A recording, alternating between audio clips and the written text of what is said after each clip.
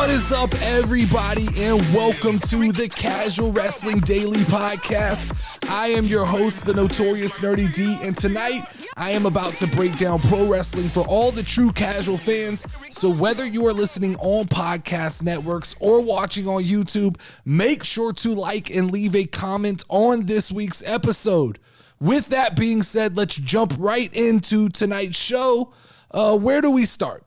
Where do we start talking here today? I guess we can follow up on the chaos that was Tuesday night.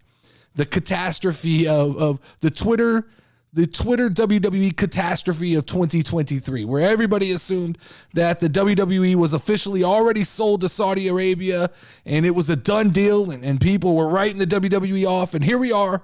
It's Thursday night, about to be Friday morning, and no news. Nothing's happened. The WWE still remains in the hands of the WWE. And now there's a plethora of new rumors jumping around that I guess we have to address, because that's what we do here, right? We talk about the news and the rumors and the gossip that you guys need to know about. And so the first big rumor that kind of hit today, that it hasn't been substantiated, but it's definitely worth talking about, is that Tony Khan and his father have started to investigate the possibility of finding an investor and buying and merging AEW with the WWE. This is a real story. There are people reporting this on Twitter and on wrestling sites. I mean, just take that in for a second. Imagine Vince McMahon having to work for Tony Khan. Imagine it, then forget it, because this is a no-go. This isn't happening. There's zero chance. I still am on the side of this, guys, that I don't believe WWE really wants to sell. I do believe that the Saudi deal makes the most sense, because I think they're the most hands-off. I think after learning of all the things that they are already invested in, that they don't touch and they don't really have a say-so, they just build a portfolio of sound investments to just generate money. I think that sell makes sense, but Vince McMahon he's not looking to sell his legacy to somebody who is going to completely come in and dice it up. Any sell that happens is going to be to somebody that assures him, at least for the rest of his lifetime, that he has creative and control over said company. And Tony Khan's not that guy. Tony Khan and his father aren't buying WWE to bail Vince McMahon out and then go, you can do whatever you want and continue to be a competitor to the company we currently have. It doesn't even, from a financial gain, it doesn't even really make sense, because AEW is a viable company. And if he continues to play his cards right, I think in the next 10 years that they're a legitimate competitor to WWE. I don't think that Tony Khan would have to fast track this by any means, nor do I don't know that the Khans are that serious about completely running the professional wrestling business. I think that for Tony Khan, there is a little bit of fun in the competition aspect, in trying to chop down the big tree that is WWE, show after show, year after year. I think that there's a level of competition that Tony Khan likes, but there's no way. There's absolutely zero chance that Vince McMahon signs off on any deal where his company goes directly to a competitor of his. It's not happening. When you look around, that's not happening. The deals that actually make sense, the only deals that actually make sense, that are really on the table from my point of view, are more than likely Disney. I think Disney has a legitimate possibility of buying the WWE, and I think that makes sense. I think that NBC Universal and Comcast, I think that is a legitimate, they already know the worth of WWE. They know exactly what they'd be getting. They already know how the network works, and it would just kind of be business as usual. I think Fox could throw its hat into the bidding process. And I do think that the Saudi Public Investment Fund is a realistic possibility. I think that the logistics of the Saudi Public Investment Fund, that's where things get dicey. is just public perspective.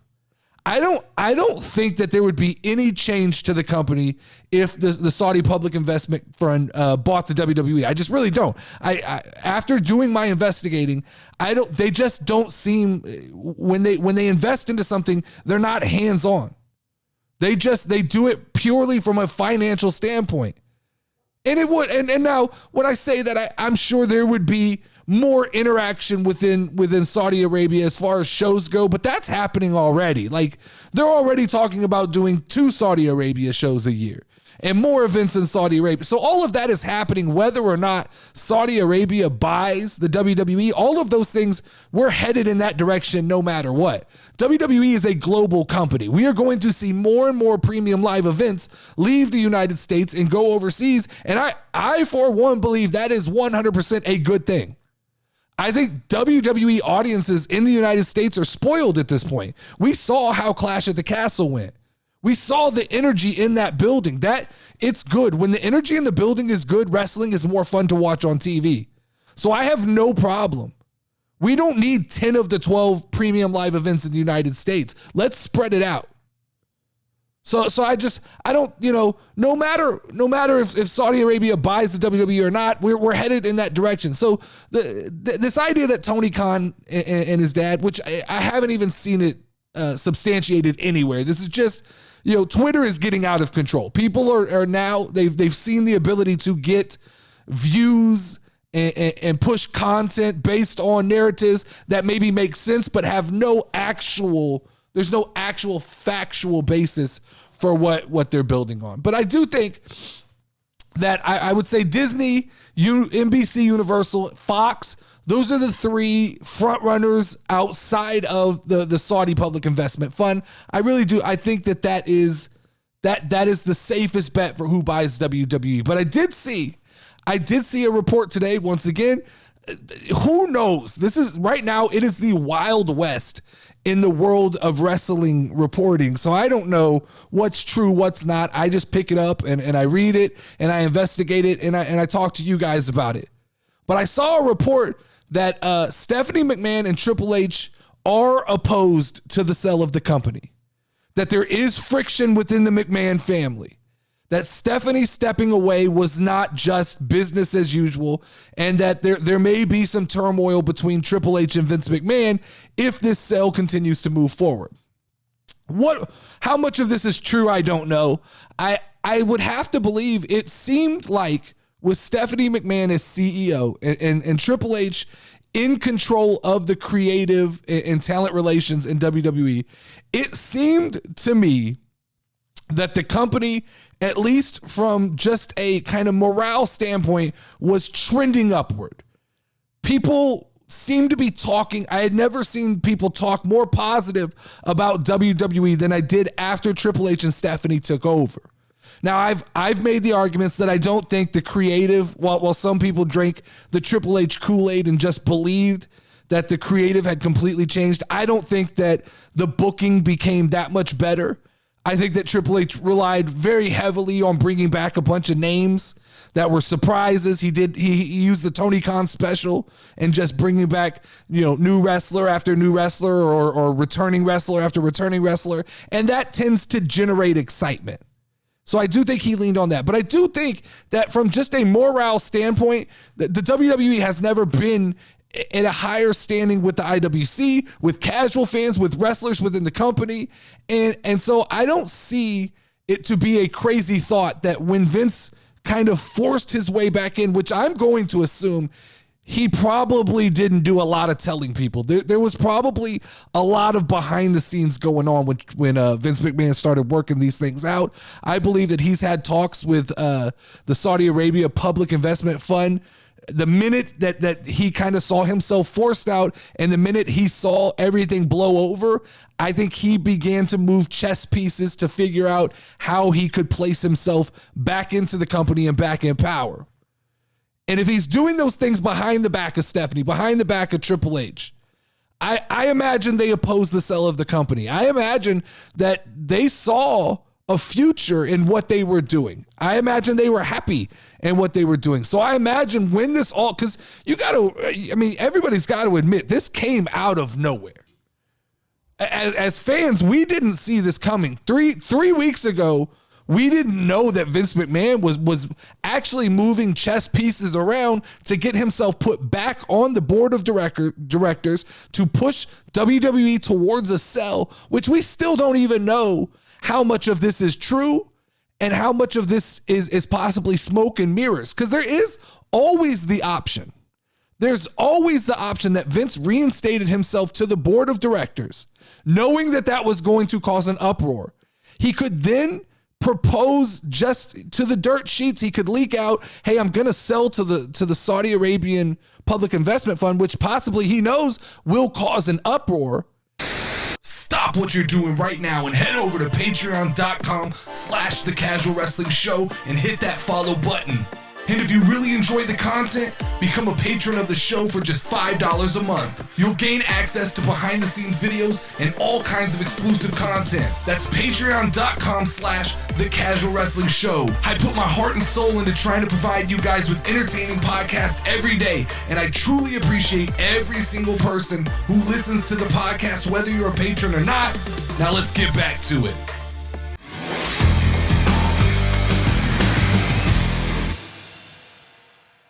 And if everybody gets mad that he's going to do that and he comes back and goes, no, guys, I'm not going to sell. Does Vince McMahon come out of this thing as a hero? Like, oh, no, I would never do that. Does the casual perception of him change if Vince McMahon goes, I would never sell this company? I'm here to protect this company and keep it in the United States. Like, those are all things that run through my mind that you have to know if those are going on behind the scenes. And people like Stephanie and Triple H are privy to that information or to that kind of deception, then of course they're going to be upset. But the more important thing I think we have to talk about is this is now this is spiraled out of control. Everything I see the WWE post on social media is met with immediate disdain and just a rush of questions. A rush of people saying, did you sell the company? Tell us what's going on. And WWE's really they're not acknowledging that this happened. Now, I saw Vince spoke in a board meeting and said a couple things like he's trying to fast track the sale, but there was no acknowledgement of the mass chaos that happened on Tuesday. And so it's interesting to me. We're rolling into Friday Night SmackDown. We're coming in hot. Vince McMahon is back in charge of the board of directors. How, if at all, do they address this on SmackDown? Is there any mention of this, or is it just business as usual, keep the blinders on and move forward? I think, this is where the Pat McAfees are missed in the world, because Pat McAfee always brings up that thing that's kind of awkward that most people don't want to talk about, and then he brings it up and talks about it. This is where he's missed, and this is where I think that the humanization, I think it goes with, I don't think we talk about enough. Pat McAfee really humanized the WWE. He said things that everybody was thinking. His excitement was the same excitement that everybody else feels. And without Pat McAfee, we start to look at the company and we go, all right, it's just, we're not being told the truth. This is just a machine, and they're never going to let us in on what's happening. And so I don't think they address it at all. I think SmackDown comes and goes. We won't know anything. Right now, I'm interested. Where is Sami Zayn? Because he wasn't on Monday Night Raw. If he's on SmackDown, then it's safe to say, all right, it's business as usual. Things are rolling forward. If Sami Zayn is missing from Friday Night SmackDown this week, I think that Twitter blows up. I think people go insane. But, you got to think, you're starting to see a few wrestlers speak about it. And I'm sure they've been told not to speak about it, but you see a few of the ones who don't typically adhere to the rules, or maybe they spoke about it before it was, talked about within the company. But you saw Ronda Rousey come out and say, nobody knows what the fuck is going on. Then you see Gunther come out and say, look, it's not my job to worry about the day-to-day business of the company. And I just wonder, with wrestlers having media appearances, especially getting closer to Royal Rumble, you have guys going on local news and trying to promote the Royal Rumble. This question is going to get asked. How many wrestlers are going to be pressured into talking about the sale of the WWE before the WWE even publicly talks about it? And that's, to me, that's kind of it's a shitty position for WWE to put their wrestlers in.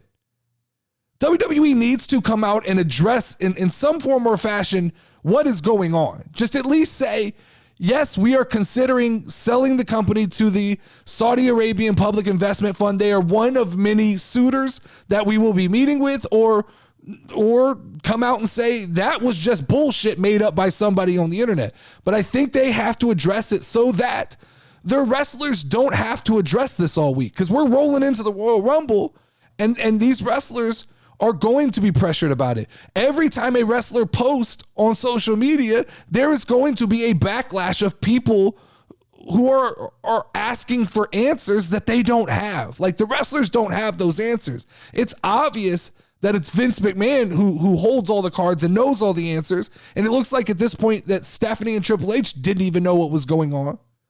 So Vince is putting everybody in a bad position here. And then you see things like, you see people posting on social media and pleading like, I'm worried about Bray Wyatt. I'm worried about Karrion Kross.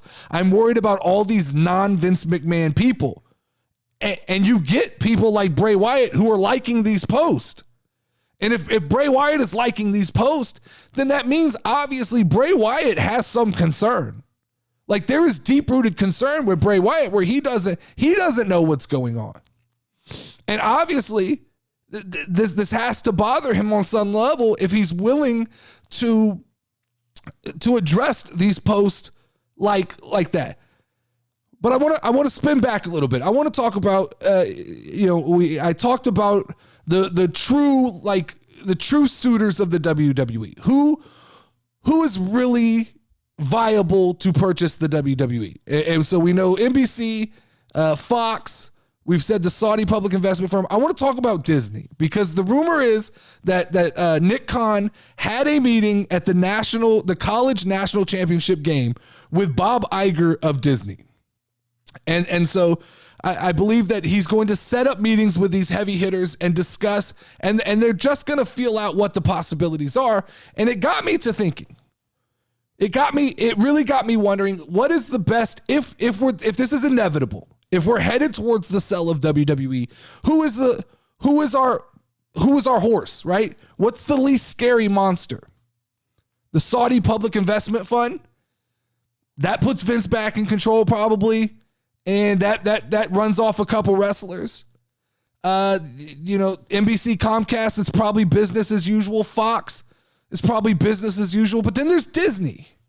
Disney's a little bit of an outlier here, because we don't know exactly what Disney would do with WWE. And I think you have to, if you're looking at it from a Disney point of view and from a fan's point of view, like, there are some interesting possibilities. If Disney was to buy WWE, you have to think of it outside of just the world of wrestling. Would we get a WWE style theme park? Would there be an expansion to Disneyland that was wrestling themed? That seems like a wrestling fan's dream. And if Disney buys it, they have every capability in the world. I mean, at least, if it's not a whole theme park, at least a section of Disneyland or one of their kind of spin-off theme parks. That could be a lot of fun. Could Disney put a physical wrestling Hall of Fame within one of their theme parks? Of course they could. That's a huge attraction. That's something WWE has kind of toyed around with for a long time.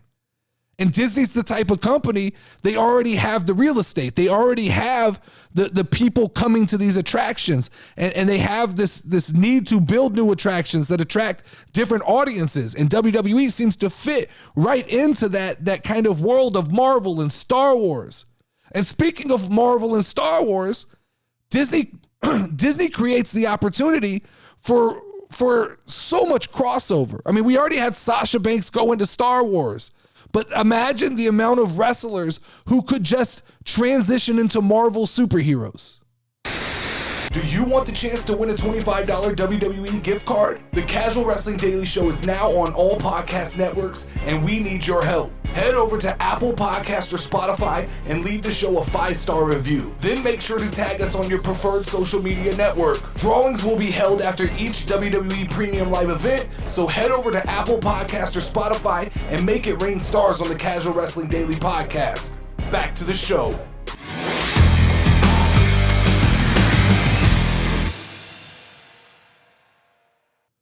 Imagine the amount of wrestlers who could transition into different Disney voiceover acting opportunities. Like the opportunity for crossover is unbelievable.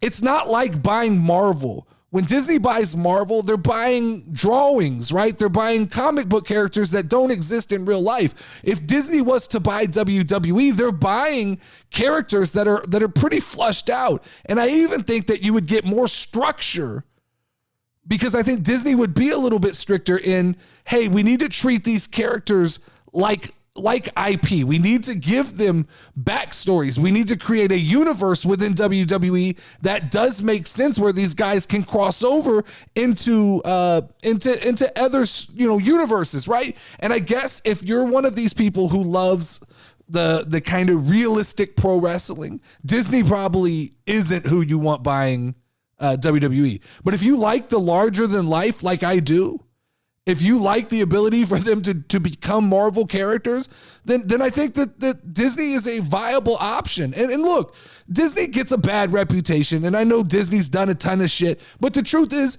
like, when it boils down to the simplest form, Disney tries to do fan service. Like, even if they fail at it, Disney tries to give Star Wars fans more Star Wars, right? They give them a section of the theme park that's supposed to immerse them into the Star Wars world. They've tried to structure Marvel in a way to make it exciting and to constantly give people new things to be excited about. So I think that, realistically, I think Disney could be a fun, different, interesting possibility. I do think that no matter who buys WWE, we're not going to see, especially immediately, you're not going to see this just overhaul of the company. It's going to stay relatively the same. I did see a story today about some rumored Royal Rumble returns. It looks like, sorry, I had to get some water.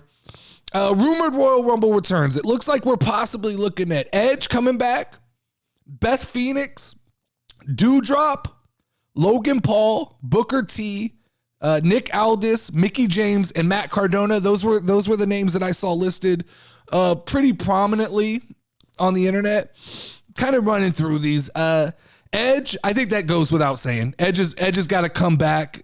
We know that this is supposedly kind of his last run. So no time like the present. Edge gets a big pop. He's been gone long enough that I think the fans are excited once again that he comes back. And if Edge comes back, Beth Phoenix, Beth Phoenix gives the opportunity for so many different kind of dream matchups. You could go with the path of Beth Phoenix, Raquel Rodriguez, Beth Phoenix. I don't think, at this point, I think Rhea Ripley's on a different collision course, but you could still tease it in the ring. Doudrop, if they bring Doudrop back in a better way than she's been booked up until this point, I think that there's opportunity for Doudrop to be exciting. Interesting, Logan Paul. Does Logan Paul mean that maybe John Cena's available for the Royal Rumble? I could see John Cena being in the Royal Rumble.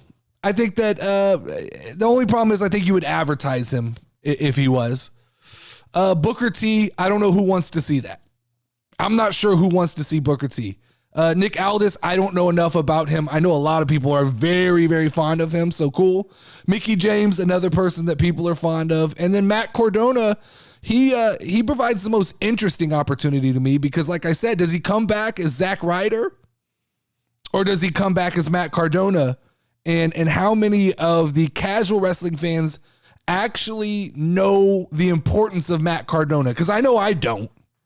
Like, I see little tidbits here and there about things he does in GCW and other places, but I don't know on what level the casual fans are invested in who he is. And if it's not the Zack Ryder music, I don't know that fans would even know what to expect with him. But that's just, we'll talk more about the Rumble in the next couple days, next couple weeks. Saw a story about CM Punk. CM Punk took a shot at MJF in the AEW ratings. So the PWI Awards issue is coming out here in the next day or two, I think. And MJF was holding up a couple awards he won. I think one of them was like Feud of the Year with CM Punk, and MJF. He covered the award up, the name. He covered the name on it with MJF. I don't know exactly how it got to that, but he tweeted it out, which then CM Punk responded to with, maybe find some tape for the ratings so nobody sees those either. That's a shot, man. That's a shot fired. It's good to see CM Punk kind of entering back into the world of pro wrestling, whether it's, taking shots at people or not. MJF's the kind of guy who can handle that, but it's interesting. It's interesting. It feels like Punk's kind of gearing up. And if AEW doesn't want him back, who wants him? Because I think he's got the itch. I think he enjoyed his last comeback enough that he's got the itch and he wants back in the business. But speaking of MJF, I wanted to touch on, I talked about it a little bit yesterday, but I want to talk about it a little bit more today. And there's this sentiment running around on the internet right now. The IWC is going fucking crazy. The IWC is out here and they are extremely upset with MJF, and they said he is a racist for the things he did in the ring this past week on AEW Dynamite, where he cut the promo and he made some jokes that were off brand. They were funny. That's what the bad guy does. And so that leads me to the question of the week, or the question of the day that I want to ask everybody, and you guys answer this in the comments or duet it on TikTok for me. But the question I want to ask is it okay for a heel character in pro wrestling to transcend politically correct boundaries in the pursuit of inciting a reaction from the crowd? So answer that, and I will talk more about that on tomorrow's show.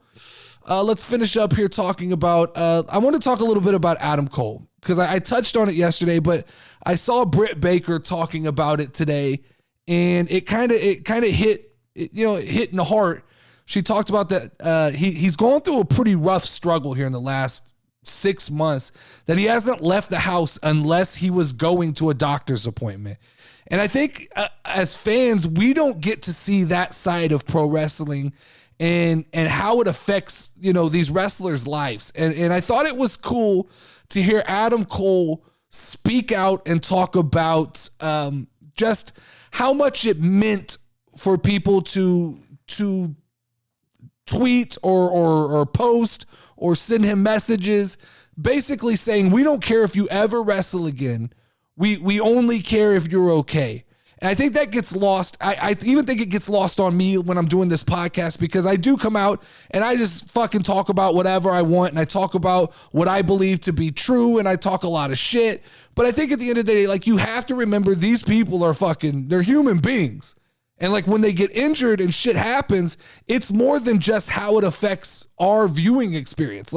This affects their personal life. They live this.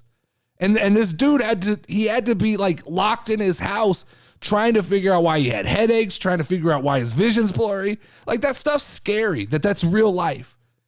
And so I think that I found a new appreciation, number one, for Adam Cole. I found a little bit of a new appreciation for just wrestling in general. It's not going to change the way I talk. I'll still continue to speak what I believe to be true. But I do think that as people who make content, we tend to dehumanize wrestlers a little bit. And I admit I will be more careful, but I still won't 100% walk back the things I say. Last, let's talk about AEW set a new record for their walk-up ticket sales on AEW Dynamite this week in Los Angeles at the Kia Forum. Obviously, this is because of the dirty marketing. And I'm going to clarify that. This is obviously now, to me, why they didn't clarify Mercedes Moné and didn't make it more clear to people that she was not going to be there. They knew there was an upswell in interest in their product, and they knew that there was a lot of people who were showing up with that expectation, and I do believe that they sold tickets based on that strictly. I think that there's two key points to take away from that. Number one, that's a little bit of dirty marketing. Like, it's a little bit dirty to have people, show up, buy tickets expecting one thing. And I know the argument I've seen with the IWC is, look, they clarified it the week before. But Britt Baker did drop a tease. And they did, there's always in professional wrestling, the door is left open for a swerve or a surprise. So it's interesting that they didn't just point blank come out and say, look, guys, if this is what you're coming for, don't be disappointed when it doesn't happen. Because I do think that there was a certain fan base that left Dynamite quite upset. I wasn't one of them. Like, watching on TV, it didn't bother me that much. But I did see, a big swell and uproar of people who were upset. But the second thing I think it says is there's a market for Mercedes Moné. Like, there is a market. She does move tickets. And if just the rumor does that for AEW, I do believe that she will be pursued in the next couple of months by, I think, WWE and AEW. It'll be interesting seeing, coming out of the San Jose show, how much interest she generates. And I think that will determine whether WWE really pushes to bring her back in some capacity. Or I think if WWE hard passes on Mercedes Moné, I do think she ends up in AEW at that point. But AEW is putting together a pretty decent women's division. So balance is good. There's nothing better than both companies being successful. I said this the other day. I am very hard on AEW only because I want it to appeal to me. That, whether that's right or wrong, that's where I speak from. I speak from a casual fan's point of view. I understand that it's a product made for a different type of fan, but I want it to appeal to me as well. And when it does, when it's hitting on all cylinders, and it's appealing to the IWC and it's appealing to casual fans, and we get a good Monday Night Raw, there's nothing better than a week where we get a good Monday Night Raw, we get a good AEW Dynamite, and we end the week with a good Friday Night SmackDown. I never watch Rampage, so I'm not throwing it in there. But when we get the trifecta, when all three of those shows hit, we get a good Monday Night Raw, a good AEW Dynamite, and a good Friday Night SmackDown. That's wrestling nirvana. That's what it is. And so I'm rooting for AEW. I'm the last couple weeks, I guess I haven't been as critical, but I'm typically critical because I'm hoping they find balance and they do appeal to a more casual crowd. But that is all the time I have today. Thank you guys for tuning in to another episode of the Casual Wrestling Daily Podcast. I hope you enjoyed today's show. If you have any suggestions or thoughts for future episodes, please don't hesitate to reach out and drop those in the comments section. And don't forget to join me tomorrow as Level Up Lauren joins me. And we have some discussion and recap the week. Same place, same time for more wrestling talk. Until then, let's ring the final bell.